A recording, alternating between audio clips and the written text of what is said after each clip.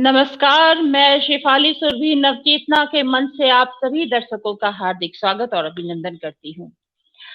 आज जब किसान सड़कों पर हैं और अपनी मांगों को लेकर सरकार और किसान में बातचीत का दौर चल रहा है, लेकिन कोई समाधान नहीं निकल रहा है। हम कोशिश करते हैं कि समाधान हम इस इंतजार में हैं कि हम सभी की सरकार और किसानों के बीच संवाद के माध्यम से शांतिपूर्ण तरीके से समस्या का समाधान निकल जाए।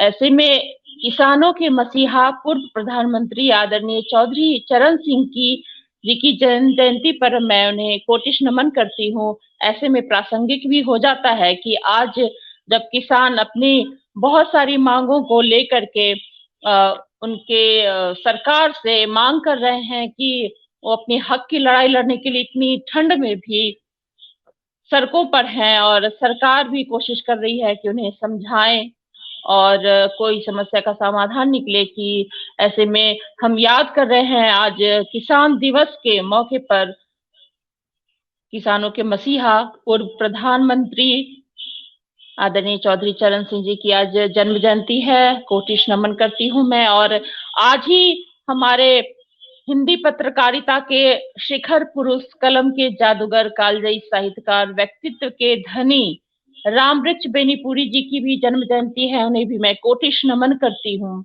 उन्होंने अपने पत्रकारिता और राजनीति सभी में अपनी एक निष्पक्षता के साथ अपनी बात कही और लेखन कार्य किया और उनकी जन्म जयंती है आज। ये बहुत ही शुभ अवसर है। और आज मैं कार्यक्रम शख्सियत से साक्षात्कार आज कार्यक्रम लेकर मैं प्रस्तुत हुई हूँ। इसमें हमारे जो अतिथि हैं मैं उनसे आपको रूबरू कराऊंगी परिचय। मैं इनके लिए कहना चाहूंगी, जीवन एक रंगमंच है और हम सभी एक किरदार जो सही से अपनी भूमिका निभा गया, समझो थाम ली उसने अपनी जीवन पतवार। आज हमारे कार्यक्रम शख्सियत से साक्षात्कार में जुड़े हैं आदरणीय अतिथि श्री संजय उपाध्याय जी। संजय जी संगीत नाटक अकादमी सम्मान से सम्मानित हैं, रंग निदेशक, अभिनेता और गायक भी हैं। संजय जी एमपीएसटी भोपाल के पूर्व निदेशक हैं। आपका जन्म 12 जनवरी 1965 में पटना में हुआ। आपने पटना विश्वविद्यालय से 1985 में अंग्रेजी माध्यम से मास्टर किया। आपने निर्देशन की शिक्षा एनएसटी यानी नेशनल स्कूल ऑफ ड्रामा राष्ट्रीय नाट्य विद्यालय से प्राप्त की। आपने श्री राम सेंटर में 1994 से 1996 तक निर्देशन के तौर पर कार्य किया है। आपके द्वारा निर्देशित नाटक हैं बकरी, विदेशिया, जस्मा ओदन, नल दमयंती, खड़िया का घेरा, गाजीपुर का हजाम, रुस्तम सोहराब, कामरेड ककोर आदि बहुत से नाटकों का आपने बखूबी निर्देशन किया है। संजय उपाध्याय ने अपनी 30 साल की सक्रिय अवधि में सैकड़ों नाटक निर्देशित किए हैं, जिसमें समकालीन विषयों से लेकर लोक और प्रायोगिक नाटक शामिल हैं। बिहार के महान कलाकार भिखारी ठाकुर के नाटक विदेशिया को जीवंत किया है। आपने एक नया जीवन दिया है। इसके 700 से लगभग 100 हो चुके हैं। अनेक पुरस्कारों और सम्मानों से सम्मानित संजय उपाध्याय वर्तमान में निर्माण कला मंच पटना में बतौर सचिव के तौर पर कार्यरत हैं।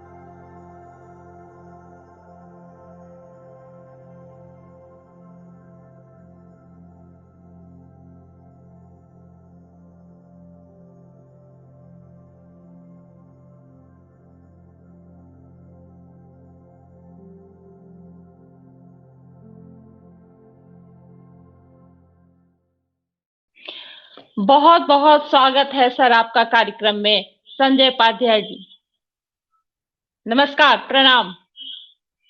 और शुक्रिया कि आपने मुझे आमंत्रित किया, और बहुत बहुत आभार आपका, आपके पेज पर आने के लिए। बहुत आभार सर आपका, और बहुत खुशी हो रही है मुझे आपसे। मैं आज जुड़ी हूँ, बात कर रही हूँ, और समझना है बहुत कुछ। आपका अब तक का जीवन सफर कैसा रहा सर? बहुत शानदार रहा जीवन सफर जो है, मतलब रंग कर्म के क्षेत्र में खट्टे मीठे अनुभव के साथ बहुत ही शानदार तरीके से उसको मैंने जिया है, और आने वाले वर्षों में भी बहुत ही सकारात्मक हूँ मैं। और रंगमंच ही करना है, चाहे उसके लिए जितनी भी स्ट्रगल, जद्दोजहद, जीवन में संघर्ष, वो सब करने की स्थिति अभी भी है। हर बार हम संघर्ष करते हैं आगे बढ़ने के लिए, एक कदम आगे बढ़ने के लिए थोड़ा आपको दो कदम पीछे भी हटना पड़ता है। उसके बाद फिर आप आगे की रणनीति तय करते हैं कि क्या करना है जीवन में, कैसा कैसा नाटक करना है, किस तरह का की खोज, किस तरह का रचनात्मक सृजन। ये जो बेचैनी है, छटपटाहट है, कुछ गाने की, कुछ कंपोज करने की, कुछ नाटक पढ़ने की, या अभिनय सिखाने की, अभिनय करने की, निर्देशन करने की, ये जो तमाम जो पोइट्री पढ़ने का बहुत शौक है, या कोई उपन्यास है, उसमें आप अपने आप को व्यस्त रखते हैं। तो हमेशा अपने आप को व्यस्त रखना और क्रिएटिव सुख की तलाश करते रहना, ये अपना यही काम रह गया है। और उसके साथ साथ जब सृजन का सुख मिलता है तो बहुत अच्छा लगता है। जब अच्छा नाटक होता है, जब अच्छा रिस्पांस आता है, जब पब्लिक स्टैंडिंग ओवेशन देती है, ताली बजाती है खड़ा खड़ा होकर आपके काम को, तो उस वक्त लगता है कि बड़ा अच्छा लगता है, सुख मिलता है। तो रंगमंच जो है बड़ा ही शानदार तरीके से, इसका भविष्य भी है और वर्तमान भी है, और इसका जो पास्ट रहा है वह भी बड़ा ही मजबूत उसकी धरातल रही है। तो इन तमाम, जैसा कि आपने कहा कि कैसा चल रहा है जीवन, कैसा है जीवन का सफर, कैसा है, तो बड़ा ही पिछले 35 वर्षों का, 35 से 40 वर्ष होने जा रहे हैं, तो इतने सालों का 4 दशक का जो अनुभव है वो अलग अलग अनुभव हैं जीवन के। शुरुआती दौर के अनुभव कुछ और थे, फिर जब मैं खुद बनने के क्रम में था तो उस वक्त का स्ट्रगल कुछ और था। जब मुझे प्रतिष्ठा मिली और सम्मान मिलने लगा, लोगों ने रिकॉग्नाइज करना शुरू किया, तो उस वक्त का अलग सुख है। तो आजकल कोरोना काल में हम सब लोग घर में बैठे हैं पिछले 8-9 महीने से। अब धीरे धीरे नाटकों की तैयारी शुरू हुई है, पूर्वाभ्यास चल रहा है। आने वाले दिनों में ढेर सारे फेस्टिवल्स हैं, उसमें जाना है। आने वाले दिनों में एक पोइट्री के ऊपर काम कर रहा हूँ मैं। यक्षिणी, डॉक्टर विनय हैं, हमारे मित्र हैं, साइकेट्रिस्ट हैं, तो उन्होंने यक्षिणी के ऊपर पोइट्री है उनकी। तो एक ढेर सारी कविताओं का संग्रह है, तो उसको मैं तैयार कर रहा हूँ, तो उसमें मैं लग जाऊंगा। फिर आने वाले दिनों में कबीर को लेकर एक नाटक हमने तैयार किया था। पर्सनालिटी ओरिएंटेड वर्क मेरा बहुत है, मतलब जी। तो इस तरह के अभी प्रोसेस में चल रहा है काम। जी, आप रंगमंच से जुड़े नहीं होते तो संजय उपाध्याय अभी और क्या कर रहे होते? फुटबॉल खेल रहा होता, अब तो रिटायर भी हो गया होता। फुटबॉल में मैं बहुत अच्छा खेल रहा था, और करियर भी मुझे लगा कि फुटबॉल में बनेगा, लेकिन आने वाले दिनों में मुझे लगा कि नहीं, मैं कुछ बोलना भी चाहता हूँ, सिर्फ खेलना नहीं चाहता हूँ, मैं कुछ कहना चाहता हूँ, कुछ गा कर कहना चाहता हूँ, कुछ बताकर अभिनय करना चाहता हूँ। तो इसलिए वो टोटल जो फुटबॉलर का स्पिरिट है वो हमारा इधर रंगमंच में आ गया। इसलिए मेरे रंगमंच में भी बहुत ढेर सारे उतार चढ़ाव, कोई लीनियर लाइन नहीं है, बल्कि आड़ा तिरछा। जिस तरह से फुटबॉल के ग्राउंड में खिलाड़ी फुटबॉल लेके भागता है, तो वही हमारे नाटक में भी वो स्पिरिट काम आ रहा है। तो वही होता, मैं कहीं नौकरी कर रहा होता और रिटायर होकर आज पेंशन ले रहा होता, और एक दूसरा ही जीवन होता। मुझे नहीं पता क्या होता, लेकिन अभी जो है वो नहीं होता।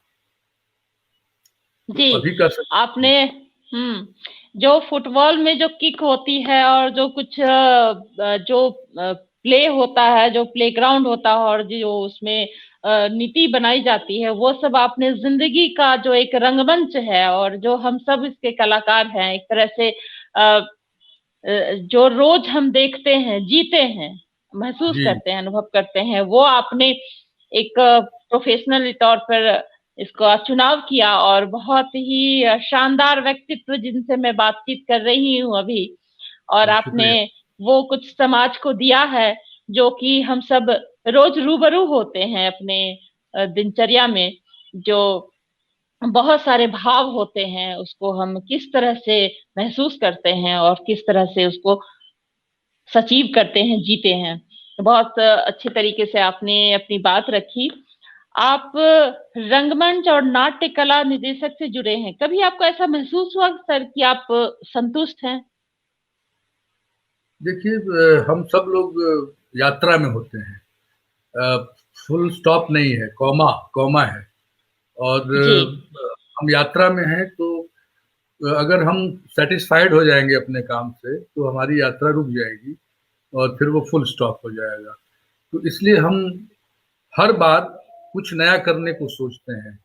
और एक तरह से मतलब बोरियत की स्थिति होती है कि अपने काम से संतुष्ट होकर, आत्ममुग्ध होकर और उसी ट्रिप में रहना कि मैंने तो बहुत बड़ा काम कर दिया, और उसके बाद जीवन का और भी बहुत महत्वपूर्ण बहुत सारी चीजें हैं जो मैं नहीं जानता हूँ, उसको जानने की कोशिश हमेशा बनी रहती है, उत्सुकता बनी रहती है। एक आदमी, एक कलाकार के अंदर एक बच्चा होता है जो बड़ा ही उत्सुक होता है, तो वो बाल सुलभ उत्सुकता जो है वो अभी तक बरकरार है, और वो उसको बचना भी चाहिए।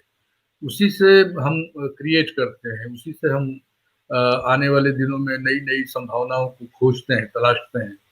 अन्यथा हम बहुत ही अपने आप को सीमित कर लेंगे, खुश होकर, सेटिस्फाइड होकर।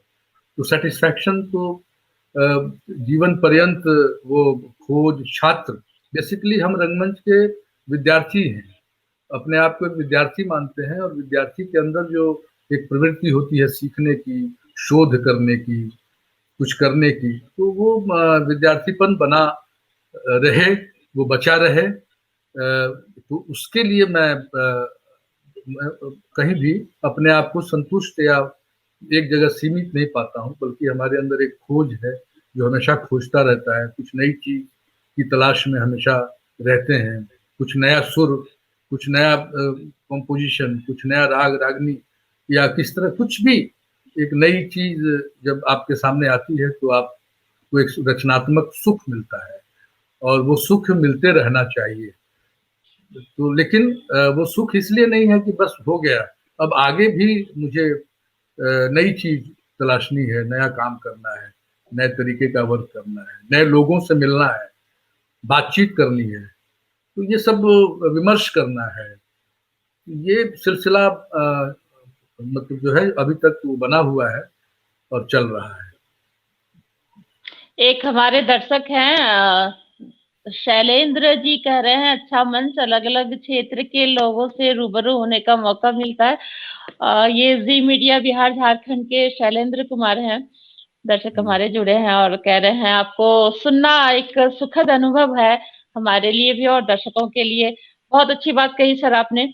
नाटक और रंगमंच आज शैलेंद्र जी को बहुत बहुत आभार, धन्यवाद। आप सुन रहे हैं और आपको अच्छा लग रहा है, मुझे भी अच्छा लग रहा है उसमें।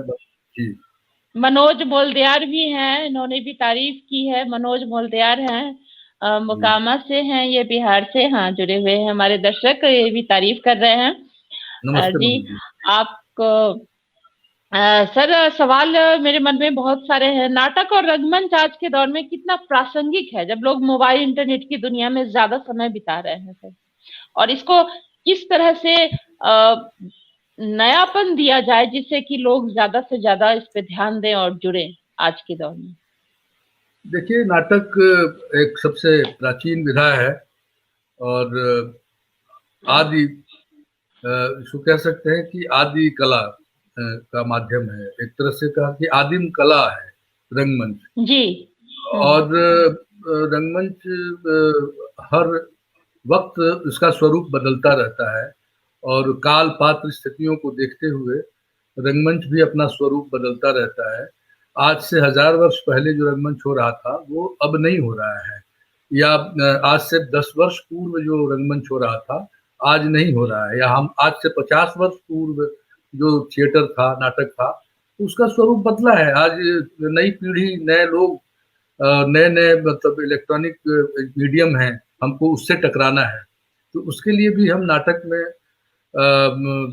प्रयोग करते हैं, नाटक में नई नई चीज़ों को हम लाने की कोशिश करते हैं, नया कंटेंट। और जी।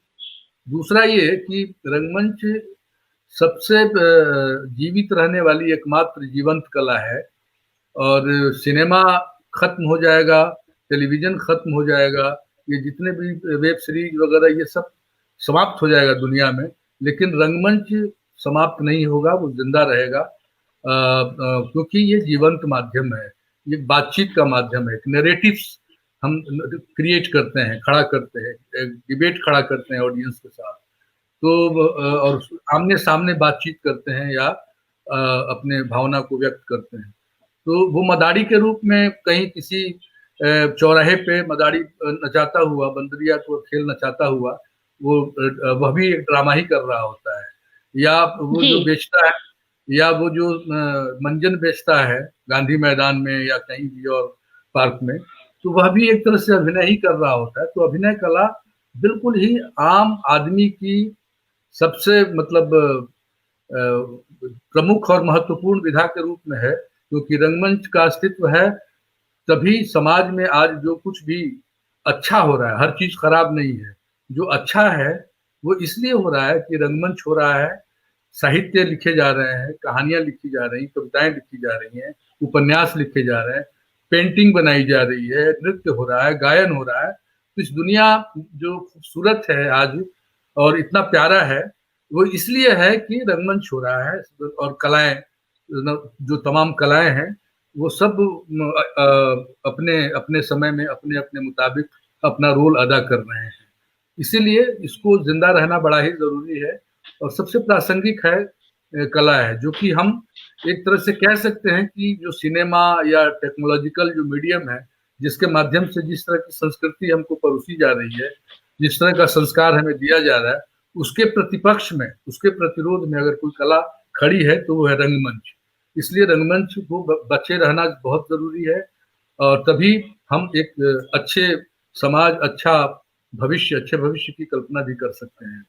तो जो कुछ भी आज अच्छा है, इसलिए अच्छा है कि कला जीवित है। कलाएं मर जाएंगी, और अगर जिसको हम कह सकते हैं कि जीवंत मीडियम, लाइवली जिससे हम काम करें, ये मीडियम अगर खत्म हो जाएगा तो समाज से एक अच्छी संस्कृति गायब हो जाएगी और हम टेलीविजन और ये इस युग में पहुंच जाएंगे। तो उसके प्रतिपक्ष में खड़ा होने वाली अगर कोई कला है तो वो मैं रंगमंच मानता हूँ। जी, बहुत अच्छी बात सर आपने ये रखी है पटल पे कि ये एक चैलेंज है और आप इसे नई नई तरीके से इस चैलेंज को एक्सेप्ट कर रहे हैं, और एक जो कला विद्या है, संस्कृति है समाज से, उसको जोड़े रखना, जीवंत देता है। जो हमारा रंगमंच और नाटक होता है, कला, ये सारी चीजें हमें जीवंतता प्रदान करती है, जीवन के लिए बहुत ही आवश्यक है ये। सर, परिवार का कितना सहयोग और उनका क्या मत है, साथ होता है रंगमंच और कला के प्रति, और आपको कितना सहयोग प्रदान करते हैं सर? आपकी व्यस्तता बहुत होती है। मेरी घर में मतलब घरेलू, तो बचपन में हम थिएटर में जब आए तो बहुत सारे विरोध सहने पड़े समाज का। हमारे जो, चूंकि मैं एक ब्राह्मण परिवार से, गांव से, किसान परिवार से निकला, एक सामंती सोच का परिवार था, जो तो टिपिकल जो एक ब्राह्मणिस्टिक जो जेस्चर होता है परिवार का, उस जेस्चर एक में sir doctor Mohammed Rahmatullah sir हैं, ये डीडी न्यूज के अभी बिहार के हैं, ये भी जुड़े हैं, तारीफ कर रहे हैं। अक्षय जी हैं, अक्षय रुनांद गुप्ता, ये भी नमस्कार कर रहे हैं सर। काफी लोग आपसे जुड़ रहे हैं। जी जी नमस्ते, आप सबको जी सर, बहुत बहुत शुक्रिया जी। बोलिए सर जी। हाँ, क्या प्रश्न क्या था? अच्छा, परिवार को लोग, तो मैं जी। जब मैं नाटक में आया पहली बार, तो हमारे गांव में हल्ला हो गया। हम लोग नुक्कड़ नाटक करते थे शुरू में। एकता के दौर में नाटक जब हम करते थे, एकता में से जुड़ा हुआ था मैं, 80 से 84 के बीच की बात है। तो हल्ला हो गया गांव में कि पंडित जी का जो लड़का है वो तो रोड पे भीख मांगता है, नाटक करके भीख मांगता है, क्योंकि नुक्कड़ नाटक करने के बाद हम लोग गमछा लेकर और चंदा कलेक्ट करते हैं। तो भीख मांगता है। तो मेरी माँ के पास वो बात आई घर पे। तो माँ ने कहा कि तुम भीख मांगते हो? तो हम लोग नहीं, भीख नहीं मांगते हैं। तो फिर बहुत नाराज हुई। हमने कहा कि तुम आना देखने।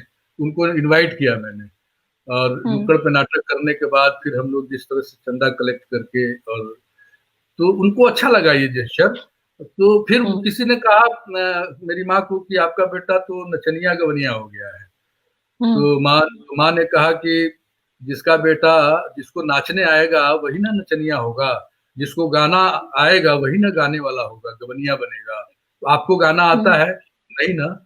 आपको नाचने आता? नहीं ना। तो हो गई बात खत्म। मेरा बेटा नाचता है इसलिए कि नाचने आता है, मेरा बेटा गाता है तो इसलिए वो गायक है। तो माँ ने बहुत सपोर्ट किया मुझे घर में, और इस तरह जी से जी। मुझे प्रोत्साहित किया। माँ नहीं होती तो शायद मैं थिएटर में नहीं आता, नौकरी कर रहा होता कहीं, किसी क्लर्क वगैरह भी हो बन के, या कुछ भी हम कर सकते थे। तो सपोर्ट हमें घर का मिला। बाद में भी अभी तक लगातार सपोर्ट में, माँ नहीं है, पिताजी भी नहीं है, तो घर में तमाम जितने भी पारिवारिक जो लोग हैं होते हैं, इन सबों का सपोर्ट रहता है। मेरा बड़ा बेटा वो तो बहुत अच्छा सिंगर है, वो दिल्ली में ही रहता है, अपना बैंड है उसका, प्रहलाद बैंड चलाता है। तो और एक जी मेरा छोटा बेटा है, वो भी ये पंजाब यूनिवर्सिटी से ड्रामा में एमए कर रहा है।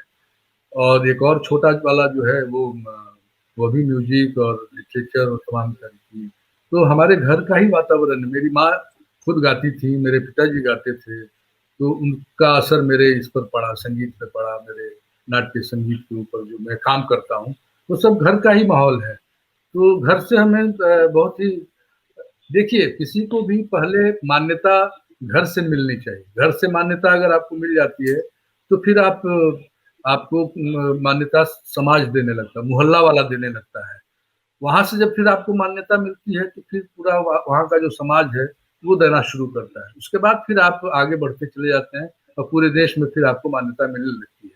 तो बड़ा जरूरी है कि घर से सपोर्ट मिलना, घर से वो मान्यता मिले, तभी सोसाइटी उसको मान्यता देती जी है। तो मुझे तो बिल्कुल जी, तो मेरे लिए ये बिल्कुल। अच्छा रहा। जी आपकी पत्नी का भी सहयोग रहता है? उनको भी रुचि है नाटक और रंगमंच में? बिल्कुल सहयोग रहता है, वो देखने भी जाती हैं नाटक। नहीं, उनका हम्म अभिनय का नहीं लेना देना है, लेकिन खुद भी जाती हैं नाटक देखने के लिए। और हम्म अच्छा लगता है, मालूम है उनका कि हमारा हस्बैंड नटकिया है, तो नाटक ही करेगा, इसके अलावा और क्या करेंगे हम। तो घर वालों को तो एक्सेप्ट करना ही पड़ेगा ना, चाहे जो हो, पत्नी हो, चाहे जी जी। बेटा हो, चाहे भाई हो, बहन।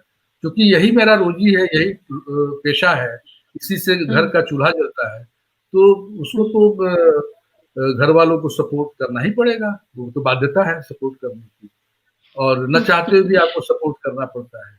जी जी। आपको ऐसा लगता है सर कि लोगों की रुचि रंगमंच में अभी भी उतनी है जितनी पहले हुआ करती थी? मुझे तो लगता है कि पहले के लोग जितना रुचि से नाटक करते थे, आज वो कमिटमेंट थोड़ा कम हुआ है, लेकिन संख्या बढ़ी है। नई पीढ़ी, बेरोजगारों की एक जो लंबी नई पीढ़ी, एक बहुत बड़ी फौज है जो बेरोजगार है, कहीं कोई रोजगार नहीं कर रहा है, तो वो रंगमंच की तरफ बहुत उन्मुख होता है। रंगमंच करने की तरफ वो आता है और अपने आप को, तो हम, मेरे साथ अभी 30-40 लड़के, जो नए-नए लड़के हैं, जो पढ़ाई कर रहे हैं, बीए कर रहे हैं, कुछ लोगों ने क्या कहते हैं, इंजीनियरिंग करके और तब वो नाटक कर रहे हैं। कुछ लोग बाकायदा एमबीए का कोर्स करके और उसके बाद उनको नौकरी नहीं मिल रही है, वो नाटक करने लग रहे हैं। तो इस तरह से नई पीढ़ी जो है वो काफी जागरूक हुई है थिएटर के प्रति, क्योंकि थिएटर आने वाले दिनों में रंगमंच पढ़ाई के रूप में भी हमारे शिक्षा में नई शिक्षा नीति के अंदर उसको शामिल किया गया है। तो आने वाले दिनों में रोजगार के अवसर भी उपलब्ध होंगे। स्कूलों में ढेर सारे टीचर की बहाली होगी और उतने लड़के प्रशिक्षित मिलेंगे नहीं जितने टीचर्स की आवश्यकता होगी, या प्रोफेसर कॉलेज में ड्रामा एज प्रोफेसर या लेक्चर के रूप में। तो आने वाले दिनों में लोग इसमें अपना तलाश रहे हैं स्कोप, अपना पेशा भी तलाश रहे हैं और अपने आजीविका के लिए रंगमंच क्या उनको आने वाले दिनों में लड़के पढ़ाई कर रहे हैं, एमए कर रहे हैं, पीएचडी कर रहे हैं, नेट क्लियर कर रहे हैं और बहुत सारे लड़के हमारे जान पहचान के में सब नौकरी कर रहे हैं बहुत जगहों पर। तो इसमें भी है स्कोप है और लोग जुड़ रहे हैं। पहले क्या था कि समर्पण था, लोग बिना पैसे के ही नाटक करते थे। आजकल नया लड़का भी थिएटर में आता है, वो सोचता है कि हम एक शो करेंगे तो कम से कम 500-1000 रुपये हमको भी मिले, तो वो एक्सपेक्ट करता है और वो हम लोग उसको मुहैया कराते भी हैं कि फ्री में क्यों कोई काम करेगा। वो जमाना गया जब हम जो मुफ्त में थिएटर करते थे। आजकल हम क्यों, ये हमारा काम का अधिकार है, ये हमारे लिए, ये हम आत्मनिर्भर, रंगमंच से ही हम आत्मनिर्भर होना चाहते हैं। तो रंगमंच के क्षेत्र में इस तरह का अवसर उपलब्ध हो जहां हम पैसे भी कमाएं और हम हमारे साथ जितने भी कलाकार काम कर रहे हैं उनका भी रोजी रोटी या घर चलता रहे। ठीक है कि उनको हम ब्रेड बटर नहीं देंगे, लेकिन बटर ब्रेड तो दे सकते हैं ना। तो इतना भी अगर, हाँ, तो अगर इतना भी हम कर लेते हैं तो मुझे लगता है कि रंगमंच करना सार्थक है। और रंगमंच को तो सरकार को तत्काल ही इसको एक अपने पाठ्यक्रमों में, स्कूलों के पाठ्यक्रम में शामिल करना चाहिए। हर बच्चा जो है रंगमंच के साथ सबको जुड़ना चाहिए। बेशक वो रंगकर्मी ना बने, अभिनेता नहीं बने, वो कोई कलाकार नहीं बने, लेकिन एक अच्छा दर्शक तो बनेगा, अच्छा एक अप्रिशिएट करने वाला, आर्ट को अप्रिशिएट करने वाला तो बनेगा। तो अगर बचपन से ही एक उनको भी पढ़ाया जाए, ठीक है तुम आईएएस बनो, आईपीएस बनो, दरोगा बनो, जो भी बनना है बनो, पहले तुम थिएटर करने के बाद जो थिएटर एक जो देती है, कल सिखाती है कि हमको मानव बनाती है, हमें मानवीय बनाती है, संवेदनाओं की समझ हमें उत्पन्न करती है, हम एक अच्छा नागरिक बनते हैं। तो कम से कम थिएटर के वर्कशॉप से या उसके क्लास से या ट्रेनिंग से बच्चा जब गुजरेगा तो आने वाले दिनों में वो पहले अच्छा नागरिक होगा, बेहतर इंसान होगा, बाद में वो दारोगा होगा या एसपी होगा या कलेक्टर होगा। तो इसलिए बड़ा ही जरूरी है, जिस तरह से संगीत, हर महाविद्यालय में संगीत के शिक्षक हैं, स्कूलों में संगीत के शिक्षक हैं, तबला बजाने वाले मिल जाएंगे, हारमोनियम बजाकर गाना सिखाने वाले, क्लासिकल, वो डांसर्स, सबकी बहाली होती है। रंगमंच के कलाकारों को क्यों नहीं होनी चाहिए? और रंगमंच को जबकि सबसे जरूरी विधा है, वो जागरूक होने की कला है, मतलब समाज को जागरूक करता है, उसको समाज को एक बेहतर इंसान बनाने की बात करता है, आपको एक बेहतर नागरिक बनने की बात करता है नाटक। तो इसलिए जरूरी है कि इसको हर पाठ्यक्रम में सरकार को ये लेना चाहिए, इसकी संज्ञान लेना चाहिए, और समाज को भी, तभी समाज भी रंगमंच को सीरियसली लेगी और उसको स्वीकार करेगी या उसकी स्वीकारोक्ति होगी। तो इसलिए जरूरी है कि रंगमंच को जिंदा रखना है, उसको आगे बढ़ना है। समाज, रंगमंच जिंदा रहेगा तभी समाज भी जिंदा रहेगा, मेरा ये कहना है। जी, कॉन्फिडेंस आता है, और एक जो ऑप्शन के तौर पर है वो भी सरकार को इस पे ध्यान देना चाहिए कि इसे स्कूल में और जो थिएटर के से जुड़े जो भी इसमें जो जॉब ऑप्शन होते हैं, उसमें भी एक ऑप्शन के तौर पे होता है कि बच्चे में एक कॉन्फिडेंस भी आता है कि आप जीवन के रंगमंच को सीखना है, जो आप उससे रूबरू होंगे। उसके पहले ये कोर्स होता है जो बचपन से हम बेसिक होती है शिक्षा, उसमें शामिल हो तो एक करियर के तौर पे भी और ऐसे भी उन्हें एक सपोर्ट मिलता है, आत्मनिर्भरता आती है उससे। हमसे गौरव अवस्थी सर जुड़े हैं, ये भी हमें तारीफ कर रहे हैं। रघु रेमियो है, कृष्णा कुमार हैं, लोग ये सब हमसे जुड़े हैं और बहुत ही प्रशंसा कर रहे हैं सर। जी और सबको सबको बहुत बहुत शुक्रिया कि आप सब लोग जुड़े हैं, सुन जी रहे हैं। जी सुन रहे हैं। और बहुत ही लोगों में मतलब समझिए कि ये एक नए तरीके से जो एक समझिए रंगमंच है, थिएटर है, ये एक आज के युग में बहुत ही ज्यादा सारगर्भित है। मतलब समझिए कि इसकी इम्पोर्टेंस जो है ज्यादा है जब हमारे पास करियर का ऑप्शन बहुत सारा है, फिर भी लेकिन मिल नहीं पाता है काम, बहुत सारी चीजें हैं। आगे हम बात करेंगे सर। देश में अभी बहुत सारे मुद्दे हैं, किसान के हैं, शिक्षा, बेरोजगारी है, शिक्षा का मुद्दा है, जाति धर्म, कोरोना महामारी है, तमाम बहुत सारी परेशानियां हैं। क्या नाटक के माध्यम से थिएटर में जब आप एक प्ले करते हैं तो शिक्षा में रंगमंच की कार्यशाला और इसकी जो उपयोगिता है वो क्या संदेश दे पाते हैं जो आप कोई विषय को चुनते हैं तो उससे किस तरह से संपर्क होता है समाज के? हाँ जी, मैं आपकी बातों से पूरी तरह से सहमत हूँ कि इतनी सारी समस्या है अपने समाज में और रोज बहुत सारी समस्याएं हैं और पॉलिटिकल मुद्दे हैं, बहुत सारे सोशल काउजेज हैं, बहुत सारे धार्मिक जो सद्भावना है, आपसी सद्भावना का जो माहौल है उसको उसके प्रति भी तो रंगमंच, इसलिए मैंने आपको कहा था कि नाटक बोलता है, ठीक है ना, कोई भी नाटक बोलता है, तो बोलेगा, चाहे वो फैमिली रिलेशनशिप पे बात करता है तो कभी वो कभी उस बेडरूम से निकल के और सीधा खेतों में जो किसान काम कर रहे हैं उनके ऊपर चला जाता है, तो कभी प्रेमचंद का गांव याद आने लगता है और हम प्रेमचंद जिस तरह की बातें कर रहे थे, जिस तरह का समाज, जिस तरह के कैरेक्टर्स ग्रामीण को लेकर, उनकी समस्याओं को लेकर, या आज भी जो किसानों की समस्या है या मजदूरों की समस्या है, पलायन की समस्या है, बहुत बड़े पैमाने पर कोरोना काल में पलायन हुआ, शहर से लोग प्रवासी मजदूर बन के गाँव में आए, तो एक तरह से कहा जा सकता है कि जो विस्थापन का जो दर्द है आज के समय में सबसे बड़ा विषय है। आप ये वैश्विक स्तर पर विस्थापन, डिस्प्लेसमेंट और एक जगह से उखड़कर दूसरी जगह जाना, और अब तो विस्थापन का ये आलम है कि हर आदमी एक दूसरे से के साथ रहते हुए विस्थापित हो रहा है और सबकी अपनी अपनी दुनिया आ गई है, हर आदमी अपने में सीमित हो गया है। तो ये विस्थापन की जो का जो दर्द है, और ये बहुत ही आने वाले दिनों में ऐसा समाज बनने जा रहा है कि हम एक दूसरे से कट जाएंगे, तो इसलिए नाटक का ये दायित्व बनता है कि इन मुद्दों पर आवाज उठाए, इन मुद्दों पर सवाल करे, और नाटक जो है हस्तक्षेप का भी काम करता है, लेकिन कला जो है अपने तरीके से हस्तक्षेप करती है, वो डायरेक्ट नारा नहीं हो सकते हैं।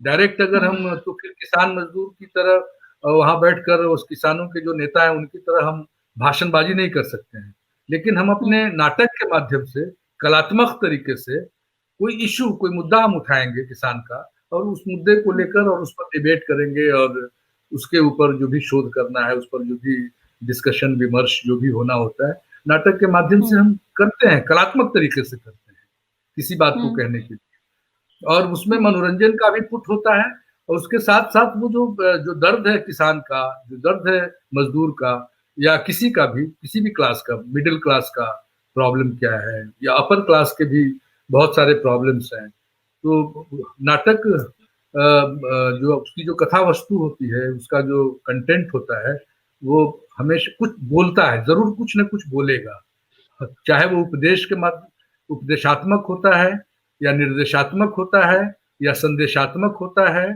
या नाटक जो है डायरेक्ट हम उनको ये नहीं कहेंगे तुम चोर हो, लेकिन हम ऐसी स्थिति पैदा करेंगे कि दर्शकों के ऊपर छोड़ देंगे, दर्शक तय करें कि कौन चोर है कौन शरीफ है। तो ये नाटक को हम बड़े ही कलात्मक और बड़े ही डायलेक्टिक्स तरीके से हम पेश करते हैं।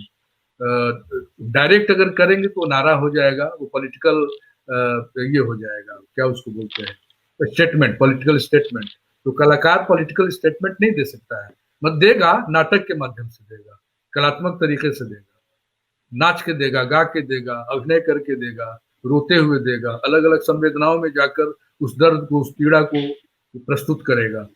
तो हमेशा रंगमंच आम जनता के पक्ष में खड़ा रहा है, आम लोगों के पक्ष में, जो समाज से कटे हुए जो लोग हैं, जो हाशिए पे लोग हैं, थिएटर उनके पक्ष में खड़ा होता है, उनके अदर। इसलिए हम कहते हैं कि नाटक एक ऐसी जनतांत्रिक कला है, लोकतांत्रिक कला है, जो गरीबों, मजदूरों, जो लोग वंचित क्लास हैं, उनके पक्ष में खड़ा होता है, प्रो पीपुल होता है थिएटर, मेरा एक कहना। जी सर, कलात्मक भाषा के माध्यम से बहुत अच्छा संदेश समाज और सरकार को रंगमंच के कलाकार देते हैं। बहुत अच्छी बात कही सर आपने। बिहार के महान कलाकार जो भी हमने उनकी जन्म जयंती मनाई, भिखारी ठाकुर की, आपने विदेशिया पे बहुत काम किया है, जीवंत किया है यूं कहूं मैं, और इनके बहुत सारे शो भी हुए हैं।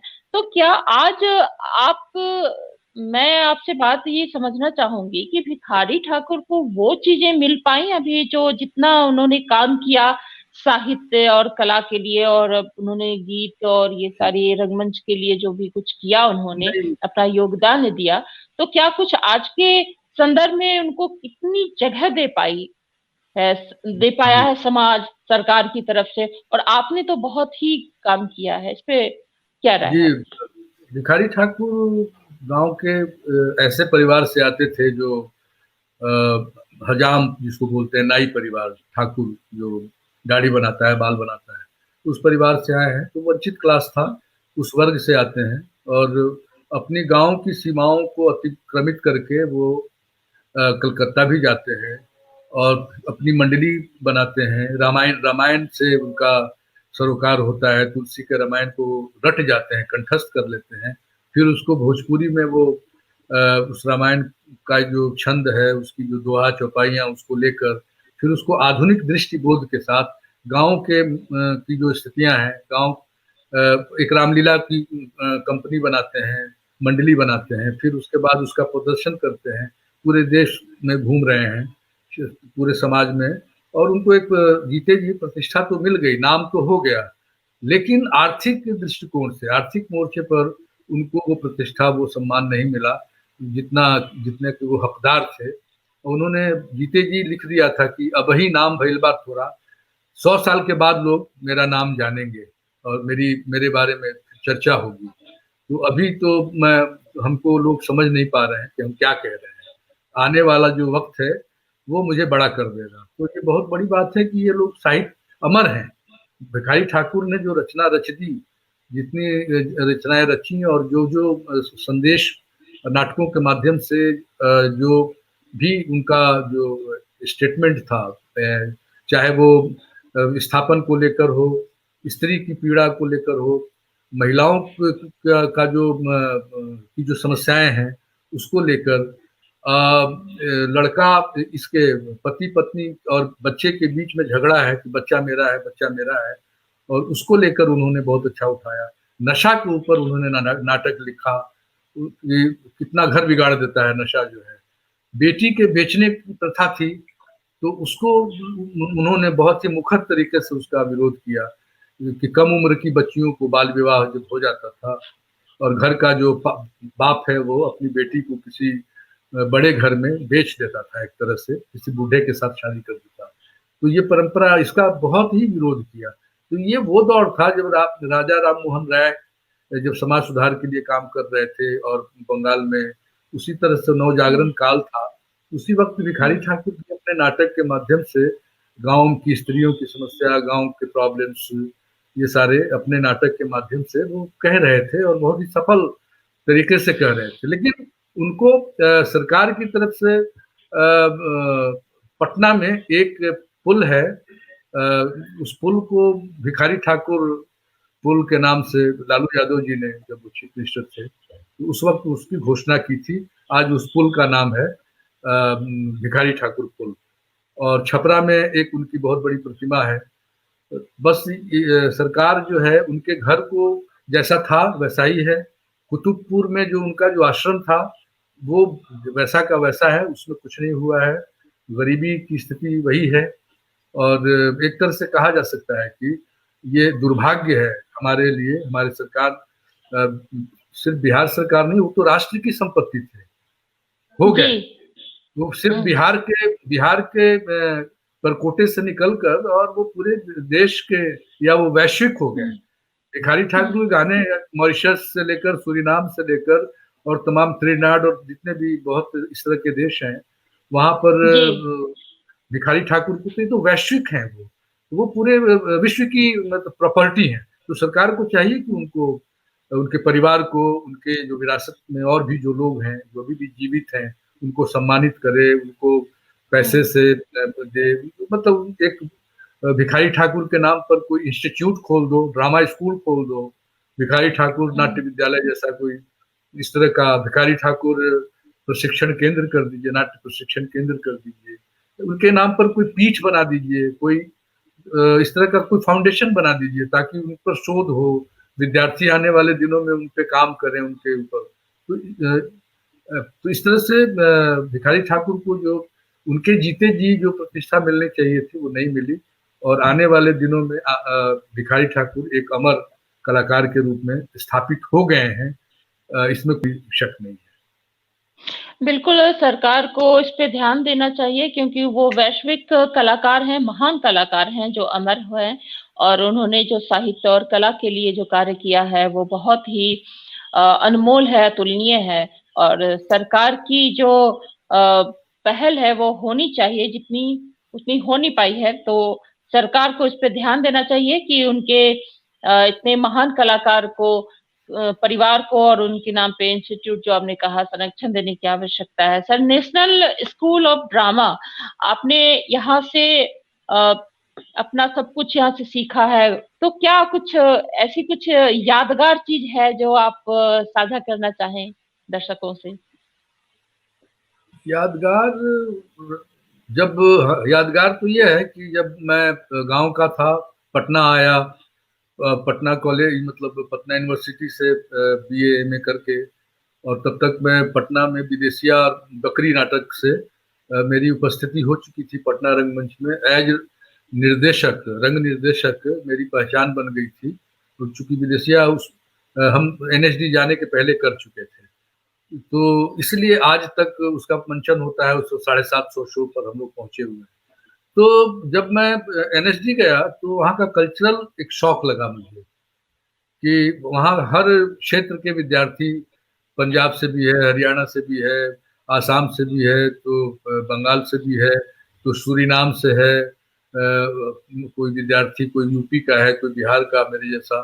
तो सब लोग एक जगह इकट्ठा होकर हॉस्टल में, और एक दूसरे के कल्चर को समझना, एक दूसरे के विचारों को समझना, और एक दूसरे के इशारों को समझना, आदतों को समझना, तो ये सब था। और बहुत सारी चीजें ऐसी थी कि जैसे मुझे जाते ही सबसे पहले गाली सुनने का अवसर मिला, ढेर सारी गालियां। तो मैंने कहा, मुझे लगा कि गाली भी एक भाषा है, रंगमंच की भाषा है क्या, कि बगैर गाली दिए बातचीत हम नहीं कर सकते हैं एक दूसरे से। तो ये प्यार मोहब्बत में भी वो एक बातचीत के कर। दूसरी बात की हर लड़के का कल्चर अलग है, सोचने का तरीका अलग है, उसकी आदत अलग है, एटीट्यूड अलग है, उसको समझना। और एक साथ 3 बैच रहता है, यानी कि 20 या 60 विद्यार्थी जब एक साथ इकट्ठा होते हैं तो एक दूसरे के कल्चर को समझना, एक दूसरे को के एटीट्यूड को समझना, अपने आप में यही भी एक अच्छी स्कूलिंग हो जाती है।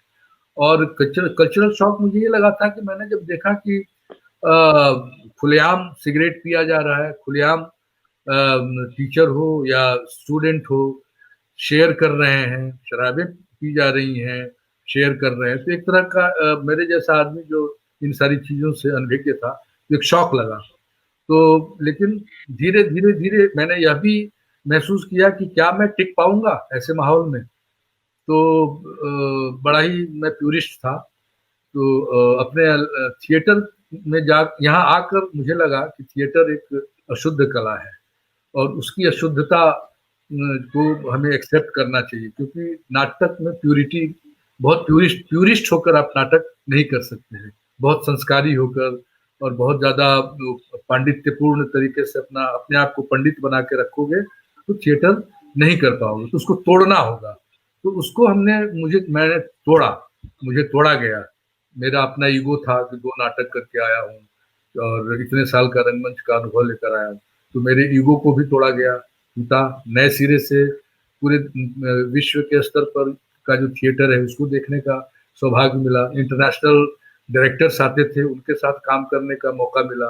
बहुत अच्छे अच्छे टीचर्स आते थे, एक्सपर्ट आते थे, उनसे बहुत कुछ जानने को मिला जो कुछ मैं नहीं जानता था। तो मैं अपने आप को एनरिच करके तब राष्ट्रीय नाट्य विद्यालय से निकला, और ढेर सारे उतार चढ़ाव रहे। लगा कि छोड़ के भाग जाऊं, मैं एडजस्ट नहीं हो पाऊंगा। फिर ऐसा लगा कि नहीं संजय उपाध्याय, तुम जिस काम के लिए आए हो पर अपना पूरा करो, उसके बाद ये करो। तो कहने का अर्थ कि हमारी पढ़ाई शुरू हो जाती है, हमारे आपस के जो सहयोगी होते हैं ना, मित्र जो साथ पढ़ते हैं, वहीं से शुरू हो जाती है ट्रेनिंग आपकी। और इतने सारे लोगों को, इतने तरीके के कैरेक्टर को जानना, समझना, उनके साथ उठना बैठना, बातचीत, ये सब करना, तो बड़ा ही अच्छा है। राष्ट्रीय नाट्य विद्यालय का माहौल बहुत ही अच्छा होता है कि हम सब भारतीय लगते हैं, पूरा भारत एक जगह इकट्ठा हो गया है। तो जो बहुरंगी जो, हाँ जी, तो वो जो बहुरंगी हमारी जो संस्कृति है, वो सब एक बैच में एक साथ हम रहते हैं, तो सबको जानने समझने का मौका। तो इस तरह की यही सब अनुभव है हमारा। जी, बहुत अच्छी बात कही कि एक जो बहुरंगी है, और एक छोटा सा एक मिनी इंडिया कहें कि एक भारत नजर आता है एक छत के नीचे, तो एक जानने समझने का बहुत अच्छा मौका, माहौल मिलता है। और बहुत सारी चीजें हैं। आपने सैकड़ों नाटक निर्देशित किया है, कोई ऐसा खास जो दिल के करीब हो आपके? देखिए, मेरा सिग्नेचर प्ले तो विदेशिया है, और विदेशिया से ही मुझे पहचान मिली, लोगों ने मुझे जाना, और विदेशिया एक तरह से टैग हो गया है मेरे ऊपर। और आज भी विदेशिया के इतने सारे शोज हो गए, जब भी होता है, अभी 2-3 दिन पहले हमने इसका शो किया, तो हर बार नया लगता है। हर बार वो उसकी जो सिम्फनी है वो गूंजती है। हर बार वो कुछ, चूंकि जो अच्छी कला वो होती है जो हर बार आपको आनंदित करे, हर बार आप उसका एक नया इंटरप्रिटेशन उसमें तलाशें, कुछ नई चीज ढूंढने की कोशिश करें। तो विदेशिया तो मेरा सबसे फेवरेट है। उसके बाद एक मध्य प्रदेश नाट्य विद्यालय में रहने के दौरान आनंद रघुनंदन एक नाटक किया था मैंने, जो हिंदी का पहला नाटक माना गया है, जिसको कि जयशंकर प्रसाद और भारतेंदु हरिश्चंद्र ने भी इस बात की पुष्टि की है कि पहला नाटक जो लिखा गया वो रीवा नरेश जो थे, मध्य प्रदेश के रीवा नरेश, विश्वनाथ सिंह, उन्होंने राम के ऊपर एक राम कथा जैसा, आनंद रघुनंदन राम की पूरी कथा है, पूरी जर्नी है रामायण, उसको उन्होंने लिखा। तो मैंने उसको अपने बच्चों विद्यार्थियों के साथ किया, और बघेली में, पहले तो लिखा गया था ब्रज भाषा में, उसको हमने बघेली में अनुवाद कराया। बघेली का जो इलाका है वहाँ ट्राइबल, उसमें हम गए, वहाँ हमने अपने पूरे विद्यार्थियों का कैंप लगाया, और वहाँ के जो कलाकार थे उनके साथ इंटरैक्ट करवाया। उनकी जो वेशभूषा, उनका जो पहनावा, उनका जो क्राफ्ट डिजाइन, वो सारी चीजें हम लोगों ने वहां से ली, और रामायण को, आनंद रघुनंदन को करने का बहुत ही सुखद अनुभव रहा, और हर जगह इसकी बहुत सराहना मिली। मात्र 10 शो करके हम 10 शो ही हम कर पाए, लेकिन तो मेरे बहुत ही करीब है। और एक और नया नाटक अभी कादम्बरी किया है, जो पहला उपन्यास माना गया है, बाणभट्ट का उपन्यास है, जिसको कि उपन्यास की दुनिया में कहा गया है कि कादम्बरी पहला उपन्यास है जो बाणभट्ट ने लिखा था संस्कृत में। उसको हिंदी में रूपांतरित करके, ट्रांसलेट करके, और उसका मंचन किया हमने मध्य प्रदेश नाट्य विद्यालय के विद्यार्थियों के साथ। तो वह भी एक मेरे जीवन का एक बहुत बड़ा काम है कि पहला नाटक हिंदी का भी आनंद रघुनंदन, और पहला उपन्यास कादम्बरी, ये मुझे करने का श्रेय मिला।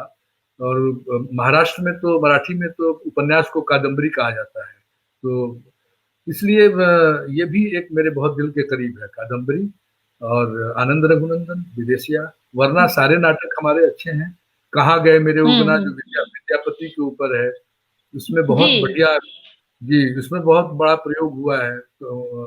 तो वो भी मेरे बहुत दिल के करीब है। तो उसमें विद्यापति के को समझाने के, विद्यापति के नाटक को तीन सूत्रधार, बाबा नागार्जुन जो मिथिला क्षेत्र के हैं, फणीश्वरनाथ रेणु वो भी मैथिल हैं साहित्यकार, और राजकमल चौधरी, ये तीनों ही हमारे सूत्रधार बने, और इन लोगों के नजरिए से विद्यापति की प्रस्तुति हमने की। तो यह भी मेरे बहुत दिल के करीब है ये नाटक। जब भी वो होता है, निराला निराला के ऊपर जब मैं काम करता हूँ तो वो भी बहुत ही, कुछ लोगों का ये मानना है कि आपका बेहतर काम है निराला, तो मैं उसको भी एक्सेप्ट करता हूँ, उसको भी बहुत सराहना मिली।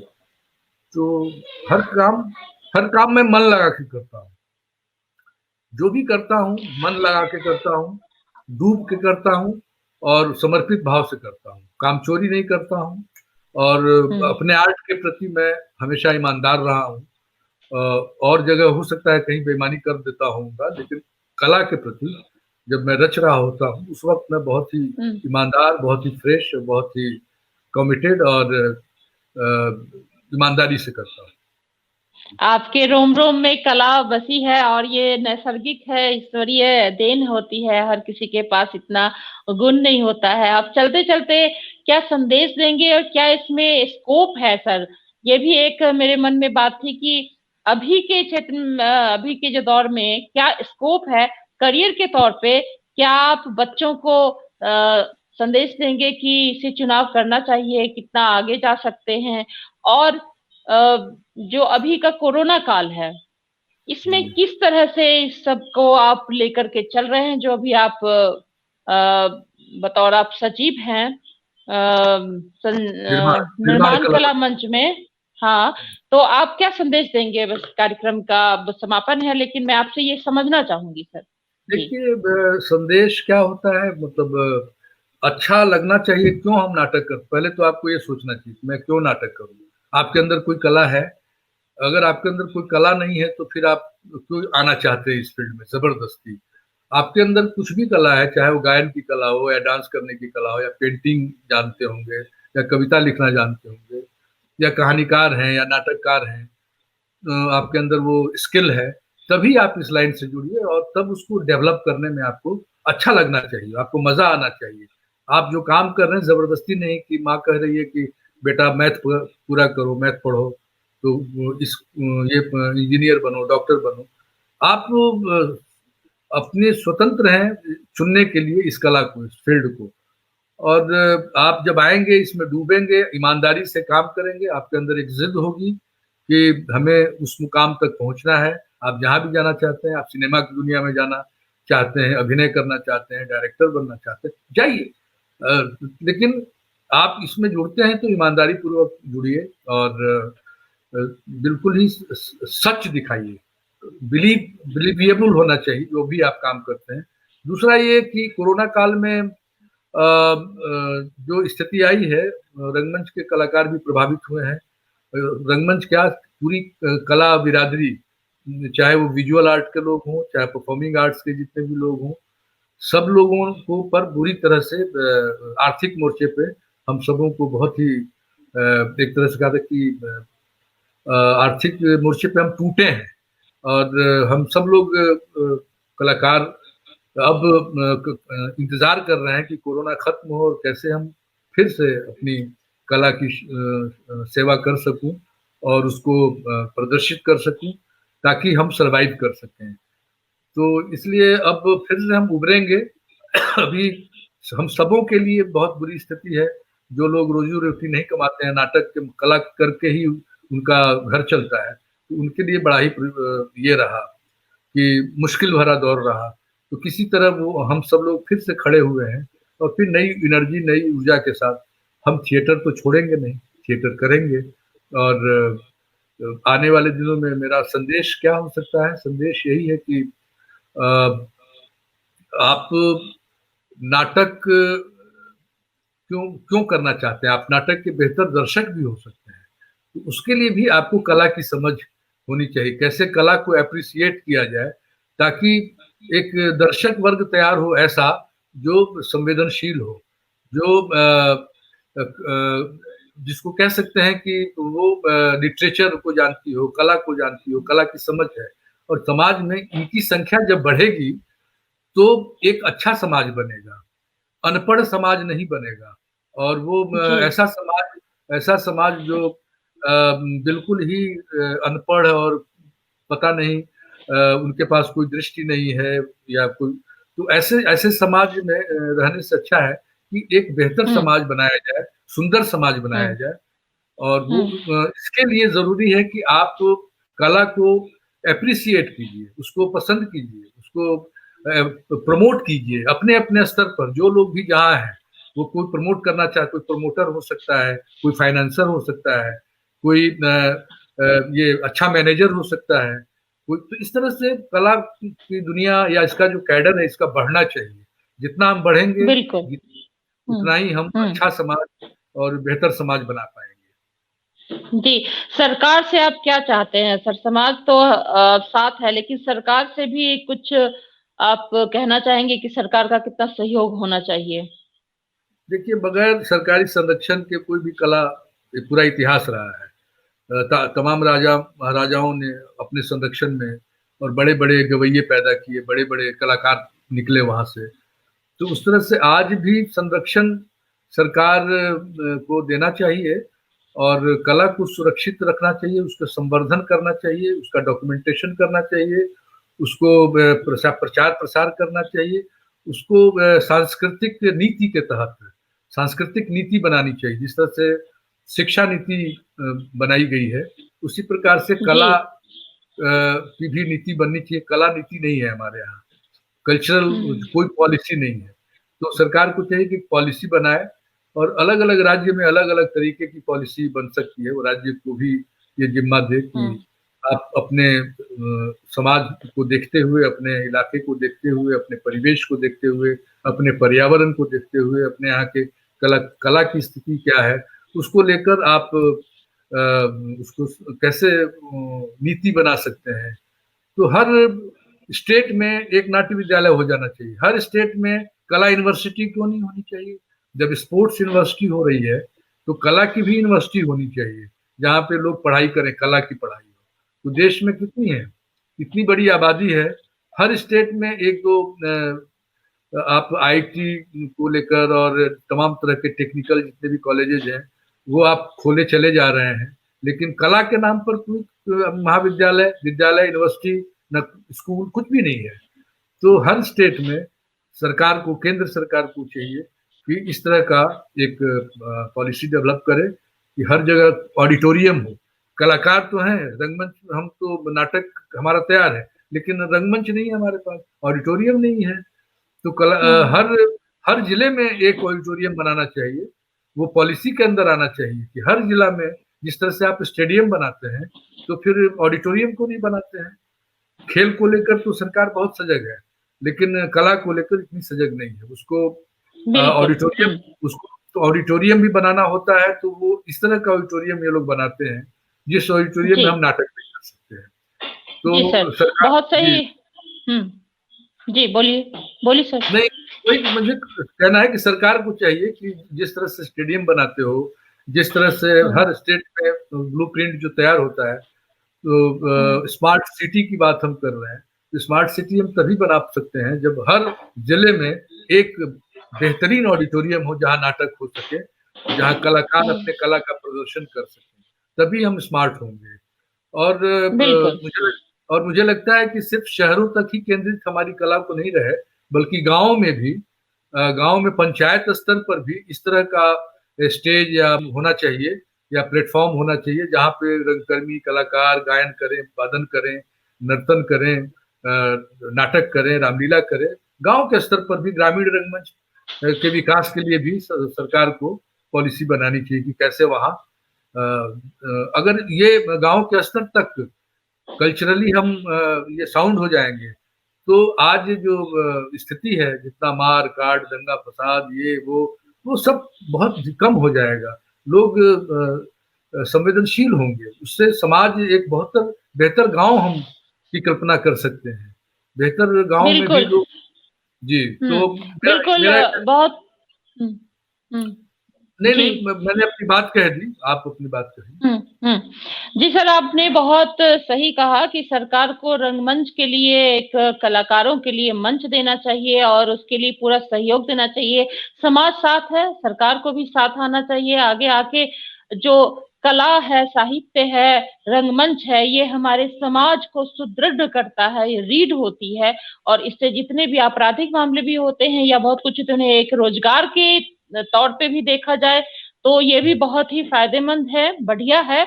बहुत अच्छा संदेश दिया है आपने सर। सरकार को आगे आके इस पर कार्य करना चाहिए, एक नीति तय करनी चाहिए, योजना बनानी चाहिए। और आपने अपना कीमती समय दिया बातचीत के लिए, हमसे जुड़ने के लिए, इसके लिए बहुत बहुत धन्यवाद। तमाम जुड़े दर्शकों का भी धन्यवाद। हम फिर आगे नई शख्सियत के साथ मिलेंगे, शख्सियत से साक्षात्कार में। आप सभी तमाम जुड़े दर्शकों का बहुत बहुत धन्यवाद। आपका भी सर बहुत बहुत धन्यवाद। नमस्कार, बहुत प्रणाम। शुक्रिया, शुक्रिया, प्रणाम। प्रणाम।